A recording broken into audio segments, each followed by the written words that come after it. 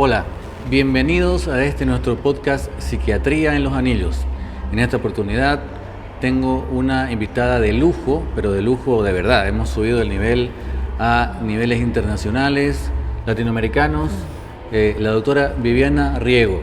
Ella nos visita desde Paraguay, de nuestra hermana nación limítrofe, y en esta oportunidad vino a dar una charla. Vamos a aprovechar que está brindando sus conocimientos. Además es referente a nivel Latinoamérica de psiquiatría infanto-juvenil. Psiquiatría infanto-juvenil no puede ser nada sin el tema de la familia, de los niños. Ha venido a hablar con las familias y a darnos una actualización en desorden de atención e hiperactividad. Bienvenida, Viviana. Muchas gracias por invitarme. ¿Qué tal Santa Cruz? ¿Ya habías venido antes? Habías venido, es muy parecido a Asunción, es muy lindo. Sí, de eso estábamos hablando. Se parece muchísimo por el calor, el calor de la gente también. El calor de la gente también, es muy agradable. Cuéntame, ¿cómo ha ido esta experiencia de venir de la psiquiatría de adultos y hacer infanto-juvenil? ¿Conoces todo el abanico, todo el espectro de edades? Conoces todo el espectro de edades y bueno, como primero es adulto y después es infanto, pero te da una perspectiva también muy importante, que vos no te olvidás de lo que puede llegar a pasar. Nada más que en los niños es muy diferente, porque no son como adultos pequeños, sino que tienen otra estructura cerebral y tienen entonces otros síntomas. Y sobre todo también es muy importante, como vos decís, la influencia de la familia. Sí, al trabajar con todo el espectro, con todos los grupos de esta relación que hay entre familia, las condiciones, ¿qué tal estás viviendo esta nueva era de las neurodiversidades, ¿no?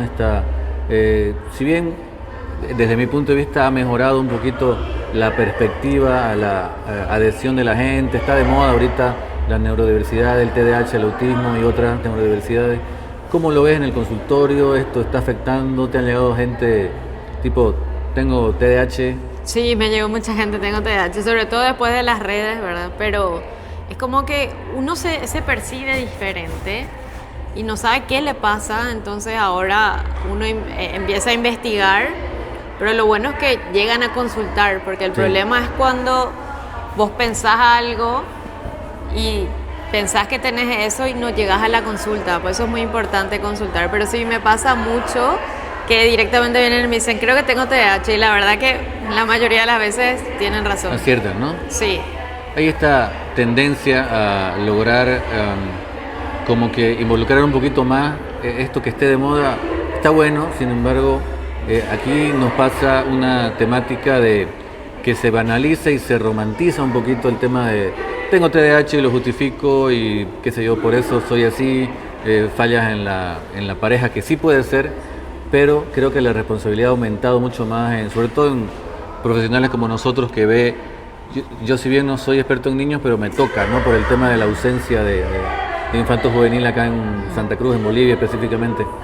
¿Esta banalidad vos la percibís también? ¿Es como una excusa? Sí. Muchas veces es como una excusa, pero yo siempre digo que el que lo tiene, lo sufre más. Y te das cuenta. O sea, cuando es una banalización es como muy romántico y suena más a excusa. En cambio, el que lo tiene realmente lo padece en cierta forma y hay mucho alivio al llegar al tratamiento. Nada más que también es un tratamiento en el que uno tiene que hacerse cargo, como vos decís. O sea, no es una excusa para que uno haga lo que quiera, ¿verdad? Sino más bien para tener la comprensión de uno mismo y empezar un proceso de cambio. Exactamente. Sobre autismo leve, hay un tema que no es específicamente leve, no hay grado, pero el tener este autismo de grado 1, con todas las comorbilidades o las situaciones que enfrentan esta neurodiversidad, ¿tenés experiencia en tener gente diagnosticada ya a los 25, a los 30? Sí. ¿Qué tal? ¿Cómo es la aceptación?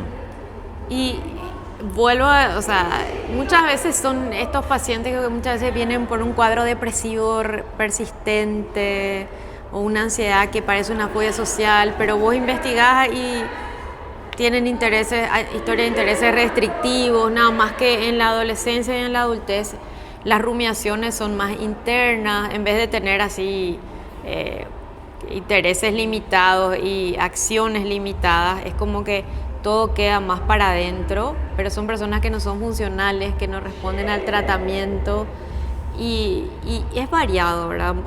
Mucha gente se siente mal al saber el diagnóstico y otras personas es como que por fin entiendo lo que me pasa, ¿verdad? Pero por supuesto ahí depende también si pueden o no acceder a todo lo que es el tratamiento, que no es solo medicación, sino terapia, y de eso depende mucho el pronóstico, ¿verdad? Pero generalmente los que llegan a nosotros ya llegan por algo, ¿verdad? Es como que están buscando una solución o un acompañamiento, porque solución es acompañarle en el proceso, pero sí, a veces es un golpe fuerte y a veces es lo contrario, ¿verdad? Es como una explicación de por fin saber qué te estaba pasando. Tal cual, sin afán de etiquetar los apoyos que se necesitan y adaptar algunas cosas, porque evidentemente cuando uno está en la condición y le dicen, bueno, ¿cómo vivís tu autismo o tu TDAH, que es un poquito más digerible en nuestra experiencia, no sé cómo, pero al final y al cabo no estás todo el tiempo, soy neurotípico, digamos. Claro, ¿no? porque finalmente también mucha gente elige tampoco no hacerlo, o sea, más dejarlo en su fuero interno, pero sí le da, o sea, poder trabajar en ciertas herramientas que antes no entendía, ¿verdad? Creo que esa es una diferencia muy importante de tener el diagnóstico y, como decís, no en la etiqueta, porque sino en la forma de tener una herramienta para trabajar eso que te cuesta tanto. Exactamente, pero hay algo que es interesante con la globalización, ¿no? El hecho de los conceptos, como antes viajaban mucho más lento. Hablábamos hace poco tiempo de que si bien la prevalencia ha aumentado en los diagnósticos, y es como una especie de moda, pero al final en el consultorio, en la parte seria, nosotros vemos que no es que se ha disparado, sin embargo tenemos ya el radar y eso le permite a la gente ya sospecharlo. Es algo interesante, ¿no? Sí. El otro día estaba revisando que muchos trastornos alimenticios, como la anorexia nerviosa, por ejemplo, son en realidad parte del espectro autista, desorden de atención con hiperactividad. Generalmente las nenas, sobre todo, que pasa más desapercibido. ¿Y qué pasa? Su interés es la comida, entonces pasa muy desapercibido, entonces empiezan a medir calorías, es mucho más complicado sacarle del trastorno alimentario. Porque se termina volviendo un interés especializado. Claro, un interés especializado, restituido, pero en la comida, entonces es difícil el diagnóstico, hay mucho. Y en las mujeres pasa lo mismo, que es como que tienen más conciencia social, entonces camuflan mucho los síntomas. Sí. Hay un cambio de paradigma que es muy interesante. Ya no es solamente el tema nutricional, sí que es importante evidentemente manejar y que mejoren las características biotípicas, pero ya tenemos otra etiología, no es más fácil la verdad, pero sí que es diferente a torturar con el tema de la comida y ver que la selectividad alimenticia existe, los intereses restringidos. Entonces creo que ese paradigma lo ha dado esta apertura, que evidentemente ha incrementado los diagnósticos. Creo que no es intención de nadie como que propagar, digamos. No, porque finalmente está pasando. Las personas que tienen sufren porque no son comprendidas ni ellas no entienden, y al poder diagnosticar en realidad le estamos tratando de dar herramientas, ¿verdad? De eso se trata el diagnóstico, no de darle una etiqueta. Exactamente. Ahora, hablando de desorden de atención e hiperactividad ya en el adolescente, adulto, yo tengo la impresión de que hay que ir para atrás, digamos, ¿no? Es como tenés ya la comorbilidad que le decimos nosotros, pero la situación, como adicciones, por ejemplo. ¿Te ha pasado de ver pacientes con adicciones y de repente hacer retrospectiva? Sí. Muchísimas veces. Además, yo siempre trato de chequear si no hay, no solamente TDAH, pero como que es lo que es como la fórmula perfecta en el adulto de un niño no diagnosticado. Sí. Y que hay muchísimo también. mayor riesgo de adicciones en un niño no diagnosticado con TDAH y no tratado. Exactamente.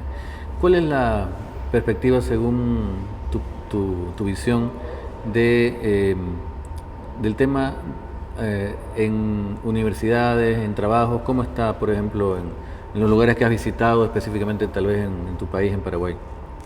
Y está subdiagnosticado, ¿verdad? Es como que me pasa que muchas veces, a mí me pasa que vienen muchos universitarios y ahí ellos sospechan y se hace el diagnóstico y empiezan el tratamiento y me dicen me cambió la vida, ¿verdad? Porque sobre todo al estudiar, porque con mucho esfuerzo logran llegar al resultado o al contrario, tienen muchos tropiezos, muchos fracasos, pero esa sensación de, esto era lo que me pasaba, no era un vago, no estaba todo mal, porque hay mucho sufrimiento, ¿verdad? Si uno ya está intentando en la universidad es porque decidió no rendirse. Exactamente. Yo sé que mañana vas a hablar con padres, con cuidadores, con psicopedagogos, pero ¿cuál sería tu recomendación, no médica, sino como a los padres, en relación a la neurodiversidad? Primero, informarse. Pero también, porque ahora también hay mucha gente que todo lo que nosotros hablamos acá o todo lo que habla cualquier persona, porque hay veces que hay alguien que puede explicar muy bien, pero entonces informarse, pero siempre controlar, por ejemplo, esa información con fuentes confiables, ¿verdad?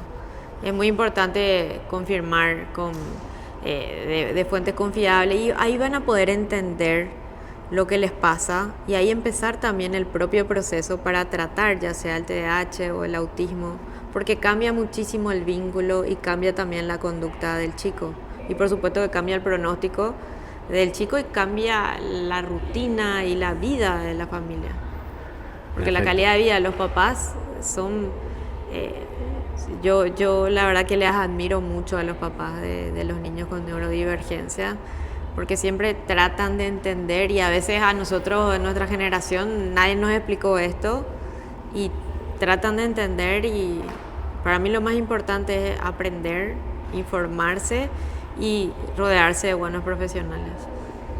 Excelente. Ha sido un gusto, este es nuestro episodio estelar de este mes. Psiquiatría en los Anillos tiene esta característica de ir desde afuera hacia adentro y salirnos, porque la ciudad de Santa Cruz tiene esta característica, te estaba explicando un poquito, ¿no? Entonces esa analogía ha llevado a que el ADN de esta plataforma, de este emprendimiento sea, la gente no se olvide de cliquear acá en la campanita y suscribirse, porque vamos a tener mucha más información.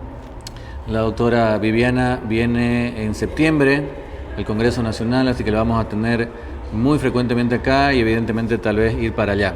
Ha sido un gusto, te agradezco muchísimo la predisposición. Gracias. Estamos en una charla y se ha dado el tiempito para darnos esta enriquecedorísima entrevista, un poco las carreras, pero bueno, así se sacan los resultados.